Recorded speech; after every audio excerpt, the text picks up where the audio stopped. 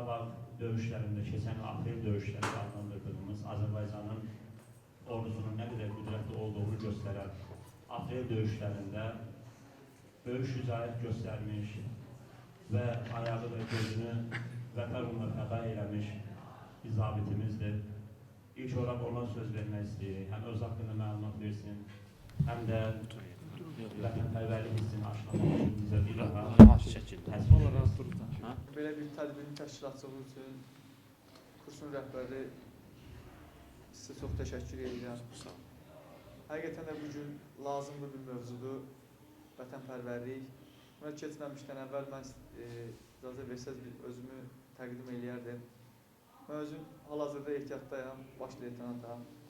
2008-ci ildə Heydər Əliyev adına Azərbaycan Ali Hərbi Məktəbinə daxil olmuşam. 2012-ci ildə oranın leytenant hərbi rütbəsindən qurtarmışam. 2012-ci ildən 2013-cü ildə təlim-tədris mərkəzində ixtisas təkmilləşdirmə kursu keçmişəm, kəşfiyyat ixtisası üzrə. Ondan sonra döyüş tapşırığı yerinə yetirərkən düşmənin namərli minasının partlaması nəticəsində bu ayağımı gözümü itirmişdim. Bugün şükür Allaha, orada mübarizə apardıq, sağ-salamatdır hər şey. Yəni, özümüz sağ-salamatıq. Yenə əhval-ruhiyyəmiz heç nə olmamış kimi yaşayırıq.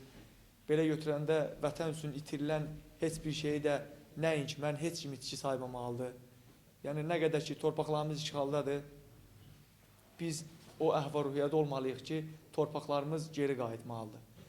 Düşmənə nə olursa olsun, istər biz şəhid olaq, istər yaralanaq, bu bizi qorxuda bilməz. Biz hər an cəbhədə döyüşə hazır olmalıyıq. Ona görə tam diqqətli olmaq lazımdır, tələsməmək lazımdır, xidməti vaxtı. Mən indi sizə məsləhət yönündə söhbəti götürdüm. Məsləhət bu günlərim lazımdır ki, sabah hərbi xidmətə gedəndə çətinlik çəkməyəsiniz. O zaman komandirlərlə normal münasibətdə olmaq lazımdır. Yoldaşlarınızın hər birinə qardaş kimi baxmaq lazımdır.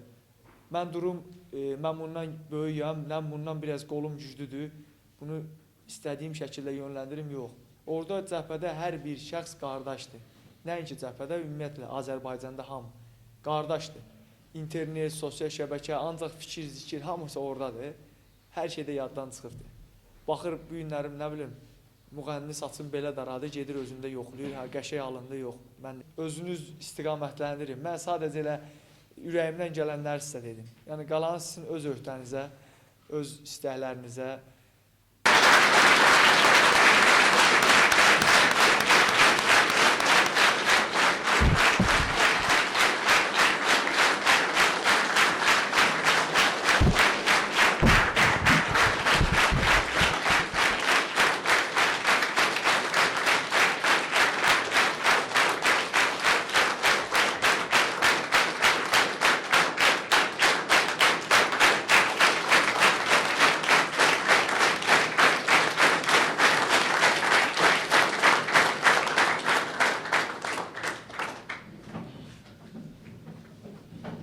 Hörmətli cənab baş leytenant Kamil Musəvi, bugün ölkəmiz üçün ən vacib duyğu olan vətənpərvərlik duyğusunu şahidlərimizə aşılamaqla bizə verdiyiniz dəstək üçün sizə Şəki Hafız Mərkəzi adından dərindən təşəkkürümüzü bildiririk.